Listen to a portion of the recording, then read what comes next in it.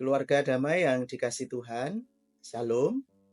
Senang bisa menyapa keluarga damai dalam sapaan damai sejahtera kali ini. Nah, renungan kita didasari dari bacaan Injil Yohanes pasal 10 ayat 1 sampai dengan 30. Namun, kali ini kita akan membaca hanya dari ayat 27 sampai dengan 30. Nah, sebelum membaca dan merenungkan firman Tuhan, mari kita berdoa. Tuhan, terima kasih untuk anugerah kasih Tuhan. Pagi ini kami menerima anugerah kehidupan baru. Kiranya sebelum kami menjalani kehidupan kami ingin mendengar suara-Mu. Kami ingin menjadikan firman-Mu menjadi tuntunan dalam kehidupan kami hari ini. Di dalam nama Yesus kami berdoa. Amin. Yohanes 10 ayat 27 sampai dengan 30.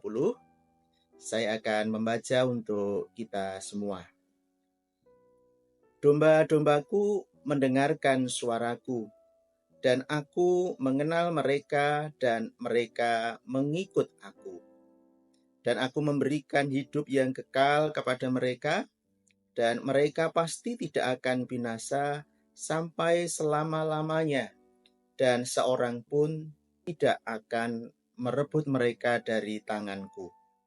Bapakku yang memberikan mereka kepadaku lebih besar daripada siapapun, dan seorang pun tidak dapat merebut mereka dari tangan Bapa. Aku dan Bapa adalah satu. Dari bacaan yang kita baca tadi, saya memberi tema pada renungan kita adalah mengenal suara Allah. Keluarga damai yang berbahagia, mengenal suara Allah berarti mengenal apa yang diperkatakan oleh Allah. Mengenal apa yang difirmankan oleh Allah.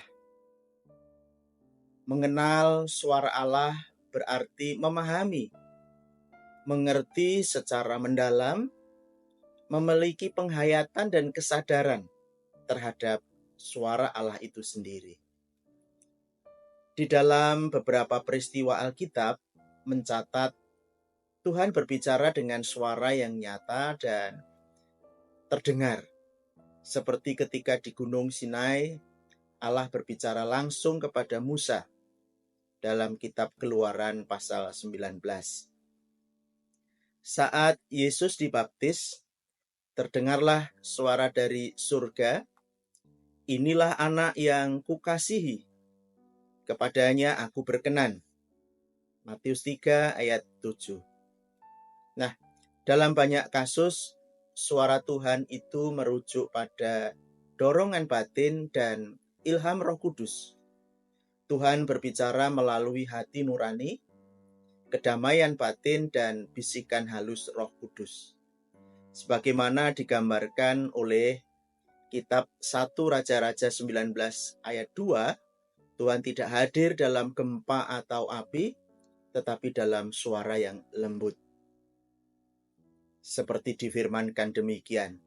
Dan sesudah api itu datanglah bunyi angin sepoi-sepoi basah.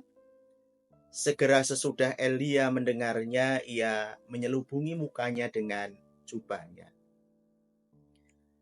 Bagi kita, anak-anak Tuhan masa kini, meyakini bahwa cara yang paling umum dan pasti Tuhan berbicara sekarang adalah melalui Alkitab. Melalui bacaan kita hari ini, kita akan mengenal sebagian dari apa yang disuarakan Allah. Di dalam ayat 7 sampai dengan 11, kita mengerti Yesus yang adalah Allah sendiri telah berfirman bahwa Yesus adalah gembala yang baik, gembala yang memberikan nyawanya untuk domba-dombanya. Gembala yang baik adalah gembala yang menjaga dan memberikan keselamatan bagi domba-dombanya. Yesus adalah pintu. Siapapun yang masuk melalui pintu itu akan selamat. Dan mereka akan menemukan padang rumput yang menyegarkan. Barang siapa yang masuk akan disegarkan jiwanya. Nah, dari sini kita mengerti bahwa Allah dalam Yesus Kristus berkata dengan tegas kepada dunia bahwa hanya melalui Yesus satu-satunya pintu menuju keselamatan. Ini berarti tidak ada pintu yang lain menuju keselamatan itu. Yesus sebagai gembala yang baik menjaga, merawat, mencukupkan kebutuhan bagi domba-dombanya, bahkan mengorbankan nyawanya untuk menebus domba peliharaannya. Itulah yang dikatakan dan dilakukan Yesus. Keluarga damai yang dicintai Tuhan, di dalam kitab Mazmur 103 ayat 3, Allah berfirman bahwa kita adalah umat-Nya dan kawanan domba gembalaannya. Yesus sebagai gembala mendengar dan mengenal suara kita, domba-dombanya. Suara permintaan kita, suara kesakitan kita, suara keluh kesah kita, dan suara-suara yang lain. Yohanes 10 ayat 27 berkata, domba-dombaku mendengarkan suaraku, dan aku mengenal mereka, dan mereka mengikut aku. Dari ayat ini semestinya sebagai umat dan kawanan domba gembalaannya, kita mendengarkan dan mengenal suara Allah, Sang Gembala yang membimbing dan lalu mengikut apa yang dikatakan dan diarahkan oleh Allah Gembala kita. Pertanyaannya adalah, apakah kita sebagai domba gembalaannya telah mendengar, memiliki pemahaman yang mendalam, penghayatan dan kesadaran terhadap suara Allah, Sang Gembala, dan pada akhirnya kita mengikuti bimbingan suara Allah itu?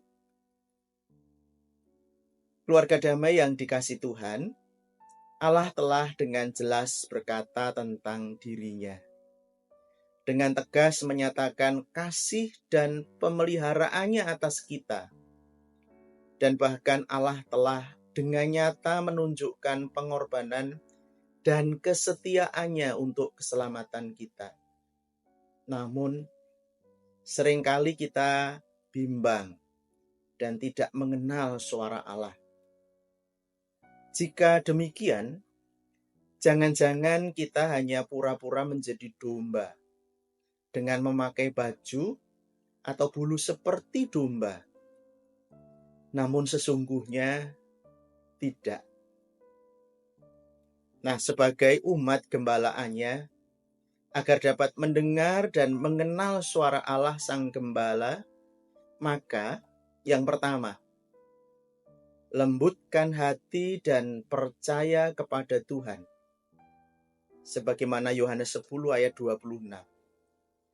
Kekerasan hati dan ketidakpercayaan akan menyebabkan tidak peka terhadap suara Allah dan membungkam kepekaan rohani.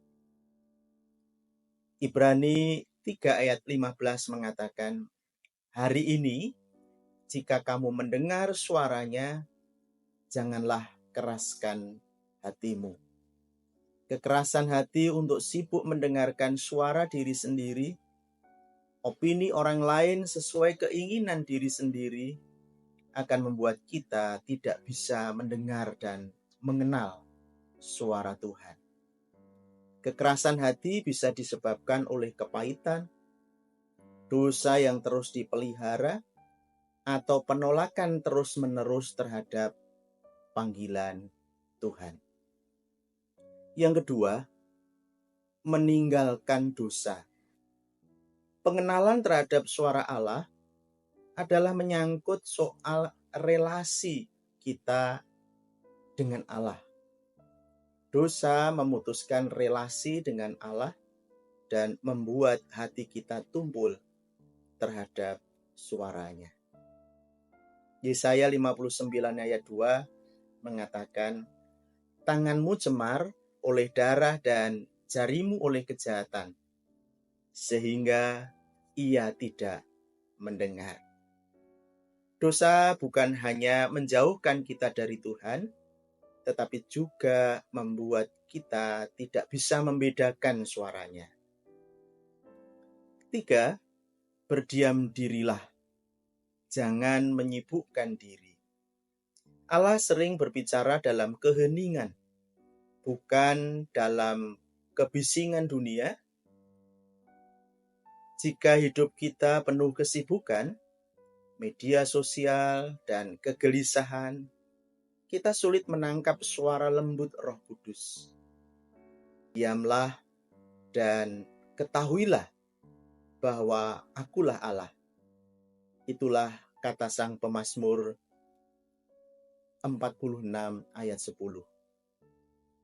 Tuhan berbicara, tetapi apakah kita menyediakan waktu untuk mendengarkan?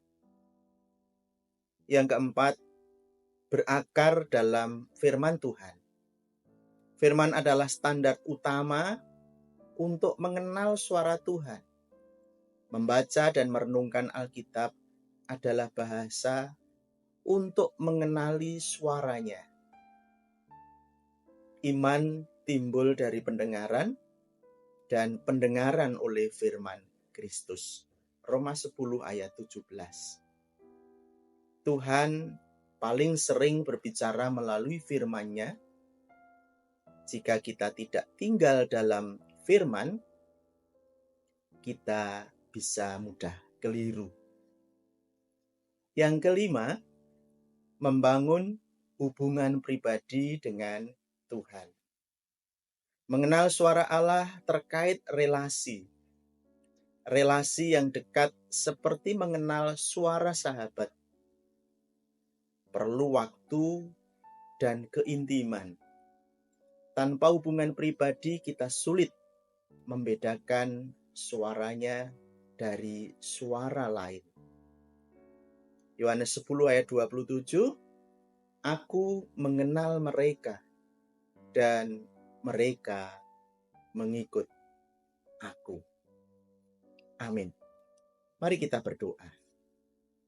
Tuhan, terima kasih untuk firman-Mu dan ajarlah kami untuk kami terus membangun hubungan yang intim dengan Tuhan, agar kami mengenal Engkau, mengenal suara-Mu, dan mengikuti-Mu. Tuhan, biarlah hati kami terus terpaut dengan Engkau. Di dalam Yesus Kristus kami berdoa. Amin.